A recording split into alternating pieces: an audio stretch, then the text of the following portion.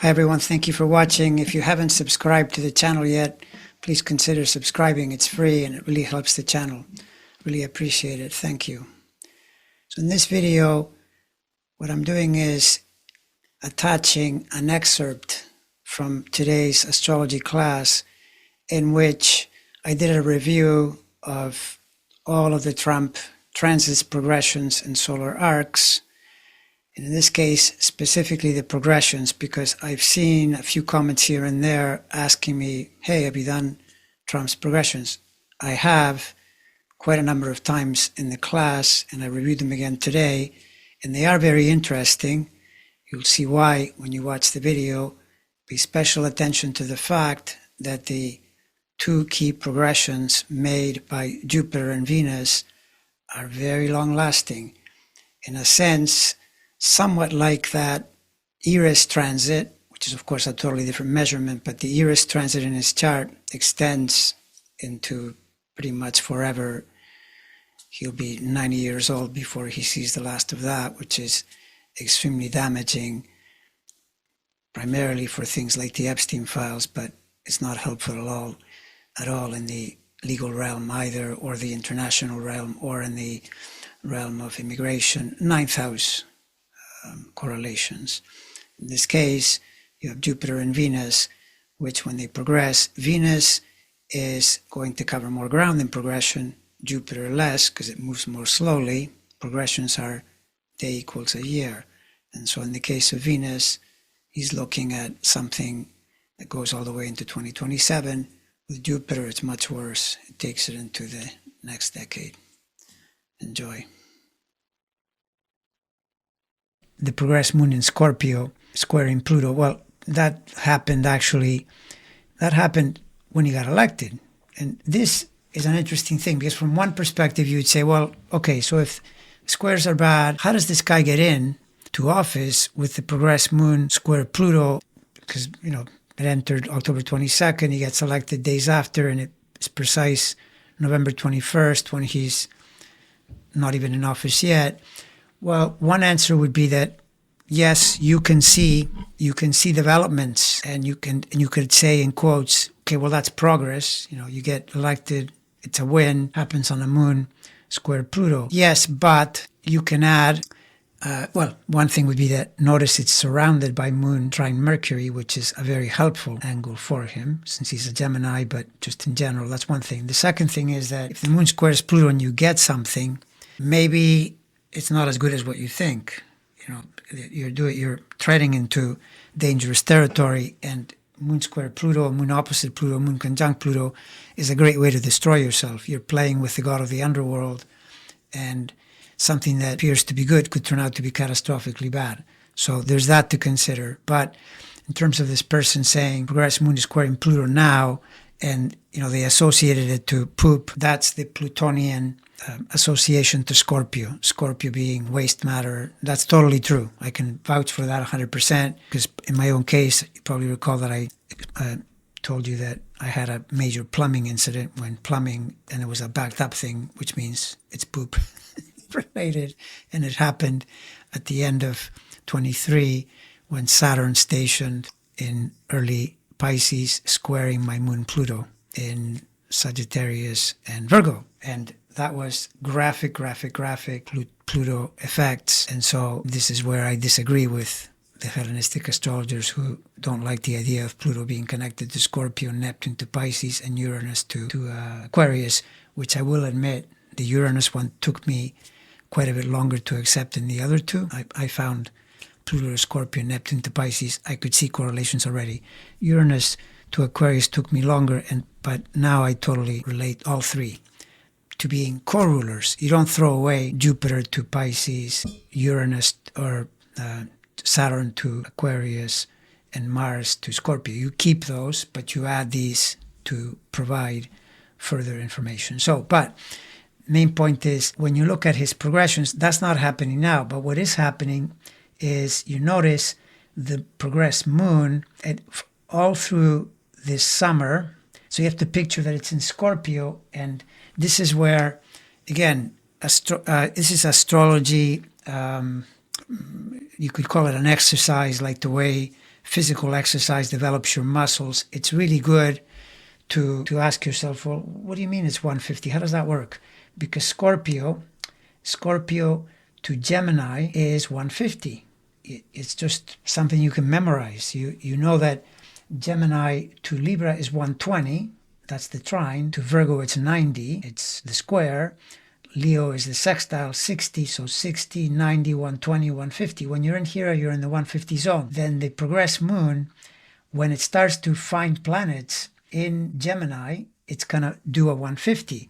So 150, you remember, is the quincunx, which is the connection between Aries and Scorpio and Virgo, health and death. It's a complicated angle which relates to those two things. And even if it doesn't make you sick or kill you, it is uncomfortable, it is maladjusted, it is not an easy aspect unless you think of it as it's an opportunity to work on something, just plow forward and wait until things get better. Sure, in that sense, it's not bad. It actually can work really well, in fact, like any challenging aspect, but nevertheless is not easy.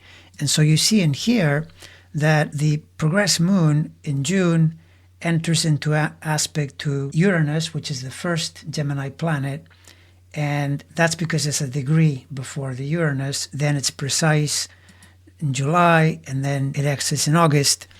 And this actually correlates pretty neatly with the downtrending of his health. You remember that in the summer was the first time we heard about the ankle problems, the ankle blowing up, and all these videos started to surface asking about his health. He had that period when he disappeared. Well, this continues now because the moon is now, as of November, it enters into a 150 to the sun, which is even more, probably more than Uranus, I would say, or at least equivalent. And that takes it into January with a peak in December, although there is a counterpoint in that he's getting the moon in trine to Saturn, but that may not be all that good. And the reason is, by which I mean the moon trine to Saturn. Here's where you have to do your astrology jujitsu and you realize the moon at birth is 150 to that Saturn because the moon is in Sagittarius to Cancer, right? Cancer to Scorpio is 120, to Libra 90, to Virgo is 60, to Sagittarius it's 150. So the moon is 150 to Saturn. Those two planets are wired at birth to be in a health angle. So the fact that the moon trine Saturn, in one sense, it's bringing in the positivity of the trine, which is a more orderly, more disciplined, although I don't know that we'll ever see that from this guy, but let's just say in general terms, moon trine Saturn would be considered a positive because it's a trine. Yes, but it also delivers the 150 energy through the trine.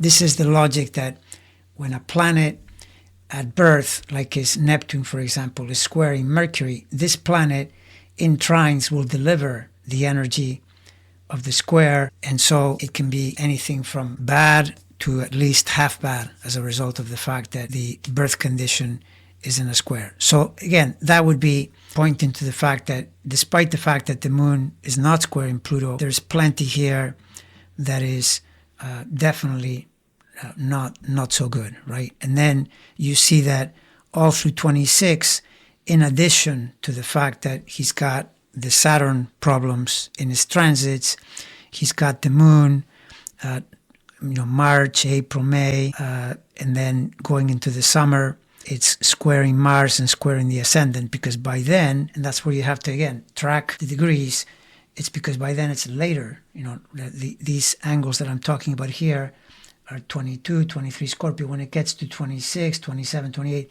29, it'll be late in Scorpio squaring the Mars and the ascendant. Then Scorpio, again, if you're doing a kind of a thing where you're saying, what other meanings might you come up with? Scorpius is fourth. The fourth is the house of the home, of the early life. But it's also, if you're not doing well, it's dangerous house because it's literally the end. It rules the grave, like the end of the matter. In orrery astrology, that's what you point to. You point to the fourth sign, and it's in Scorpio, which is the death sign. Definitely not a good thing. Okay, so there's that. But the progressions, this is of the moon, which is what this person brought up, and it is the fastest moving. It's definitely interesting, but it's fast moving. So you'll remember that I brought up a much more complicated scenario for him is that the progressed Jupiter-Venus in his chart, and here's where you have to realize in progression, Jupiter will move only a little bit because day by day it moves much more slowly than Venus. So you can see in his whole life, Jupiter has only moved about 7 degrees, 8 degrees from its 17 Libra down a bit. Venus started all the way here, and he's lived on 80 years almost, so it's moved down this way like this. But it turns out they're both in the same region and they're both squaring Venus, which means they're both squaring the ruler of his 10th, his career, which has to be considered challenging. The two of them, you can see Venus is squaring Saturn as of the beginning of 25, precise as of August, and gets beyond it. No, actually, it leaves. Venus-Saturn is now a little bit past the square, but to itself, to Venus, it makes first contact in July, goes exact in July of 26, and gets beyond in July of 27. So this Venus is in full force squaring itself. And the Jupiter is worse because Jupiter is slower. So Jupiter enters January, exact March 27, leaves in 2032. So this one is in there for quite a while.